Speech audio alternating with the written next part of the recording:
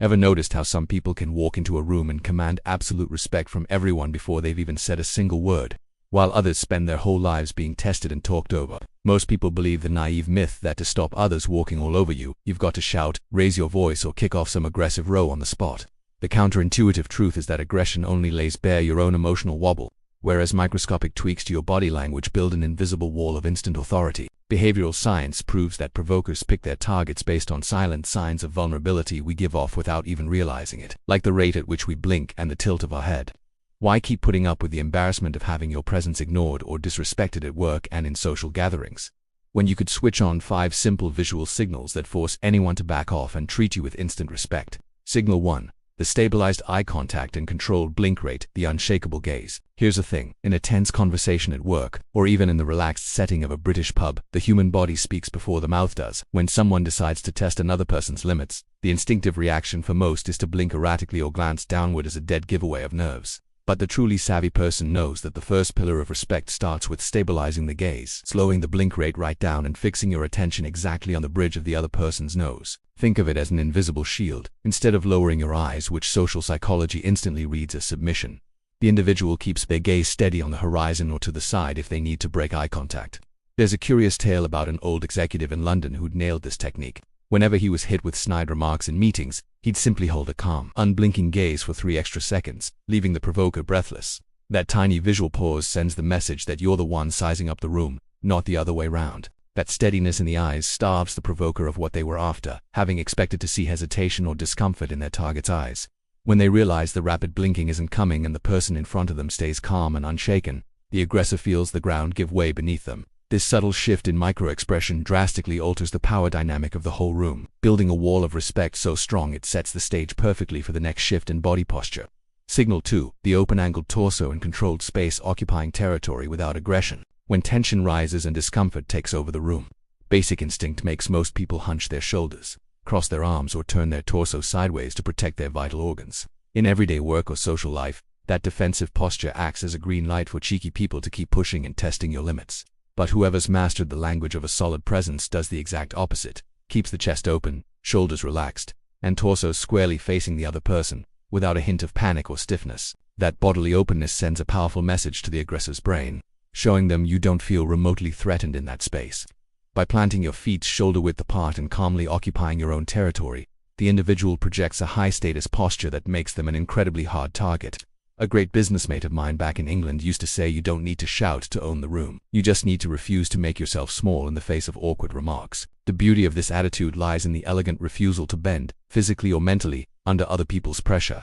When you refuse to shrink your physical space, the person who tried to intimidate you immediately clocks that the attempt has failed before it's even begun. Controlling your own territory sets an undeniable standard of authority, and that bodily calm becomes even more obvious in the exact pace at which the person chooses to move. Signal 3. The slow movement protocol and deliberate tempo destroying reactive motion. There's something deeply telling about the rhythm of our everyday gestures. When anxiety kicks in, the automatic tendency is to speed everything up, fiddling with your shirt collar in a rush, fussing with your watch repeatedly, or gesturing frantically trying to explain yourself.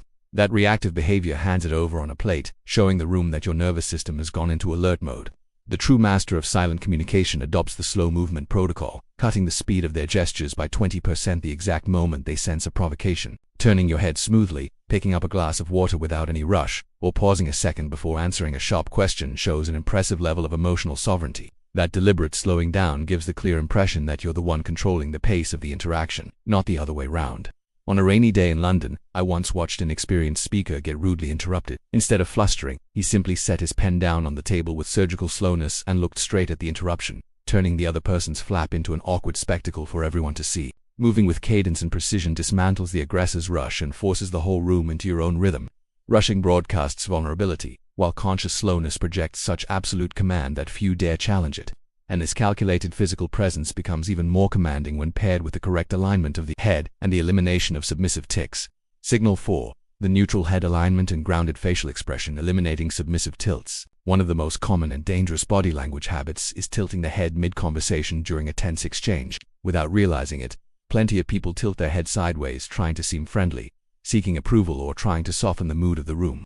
But in nonverbal psychology, that gesture exposes the neck in a vulnerable way, instantly signaling submission to anyone testing your limits.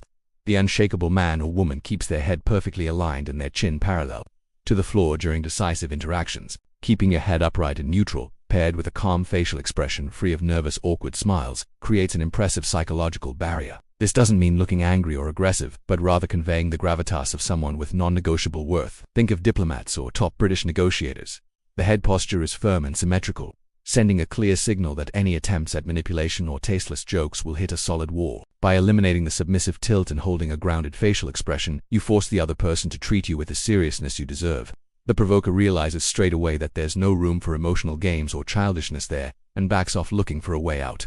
And to seal this image of unquestionable authority in front of any group, all that's left is the definitive positioning of the hands. Signal 5. Still hands and grounded palms, the command stance. Hands tend to be the most honest thermometer of our inner confidence. When anxiety strikes, most people try to hide their hands in their pockets, clench their fingers tightly, or keep cracking their knuckles non-stop, giving off an obvious discomfort to everyone around them. The master of nonverbal communication understands that calm, visible hands are the ultimate signature of self-control.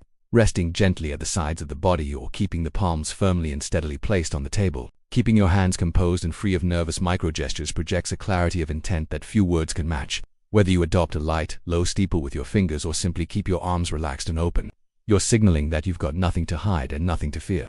In decisive meetings in the City of London, the highest status executives rarely gesture in a scattered way. They use their hands sparingly and precisely, making every gesture count towards a relevant point. When you master the art of keeping your hands still and confident, the room senses that your mind is fully under control.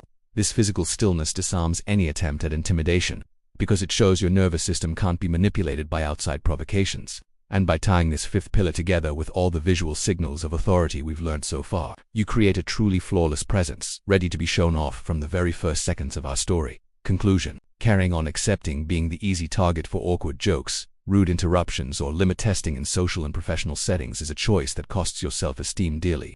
You don't have to spend the rest of your life shrinking, hiding your hands or smiling nervously to cover up your discomfort in front of cheeky people. The 5 body language signals we've explored today, stabilized gaze, open torsos, slow movements, aligned head and grounded hands, aren't acting tricks, but a genuine repositioning of your personal authority in the world. Why keep carrying the frustration home and stewing over what you should have done, when you can take control of your present starting right now? Have a think about this with me. What will your career, your social life, and the respect people have for you look like in 5 years' time if you keep sending out the same signals of submission and fear? Are you going to keep letting others walk all over your space? Or are you finally ready to switch on the unshakable posture that makes anyone think twice before trying to undermine you? The respect the world gives you is the exact reflection of the boundaries you set in silence. The decision to hold your head up and project an untouchable status is entirely in your hands. If you're determined to never accept disrespect from anyone again, want to master the most advanced secrets of behavioral psychology, and wish to become the most respected presence in any room, subscribe to the channel right now and hit that notification bell. By joining our community today, you're guaranteeing yourself a steady guide to developing a truly untouchable mindset and body language. Don't let this learning stop here. Put the slow movement signal into practice in your very next conversation. Feel the immediate impact, and we'll see you in the next video.